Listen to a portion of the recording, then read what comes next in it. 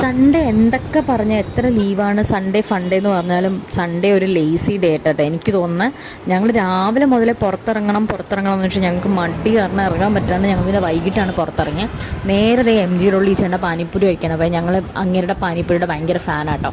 എന്നിട്ട് നേരെ സെൻട്രൽ സ്കൂളിൽ പോയി. നീലു ബേബി കുറേ ദിവസമായിട്ട് പറഞ്ഞിട്ടുണ്ട് അവിടുത്തെ പ്ലേ ഏരിയയിൽ പോയൊക്കെ കളിക്കണമെന്ന്. അപ്പോൾ ഞങ്ങൾ നേരെ പ്ലേ ഏരിയയിൽ പോയപ്പോഴേക്കും ഞാനും അതിൻ്റെ ഉള്ളിൽ കയറണം എന്ന് നിർബന്ധമായിരുന്നു കേട്ടോ. അവൾക്ക് 3 വയസ്സായതുകൊണ്ട്. അപ്പോൾ 5 വയസ്സിന് കുറഞ്ഞ പിള്ളേർക്ക് അമ്മ മസ്റ്റാണ്.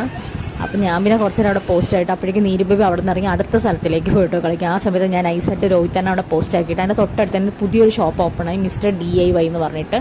അപ്പം ഞാൻ നേരെ അങ്ങോട്ടാട്ടോ പോയത്. അവിടെ ഭയങ്കര ക്യൂട്ട് സാധനങ്ങളാട്ടോ കുറേ ഉണ്ടായിരുന്നു. കുറേ ഹെയർ ബാൻഡും ഹെയർ ക്ലിപ്സൊക്കെ ഇഷ്ടം മാതിരിയാണ്. ഇതുവരെ പോയില്ലെങ്കിൽ എന്തായാലും പോയി നോക്കണം. അടിപൊളി സാധനങ്ങളാണ്. പിന്നെ ഞങ്ങൾ മുമ്പ് എപ്പോഴും ഈ ചാർക്കോളിൽ നിന്നാണ് ഞങ്ങൾ മന്തി കഴിക്കുകയാണ്. ഞങ്ങളുടെ ഫേവറേറ്റ് സ്പോട്ടാണ് ചാർക്കോൾ. ഇപ്പോൾ കുറേ ആയി പോയിട്ട്.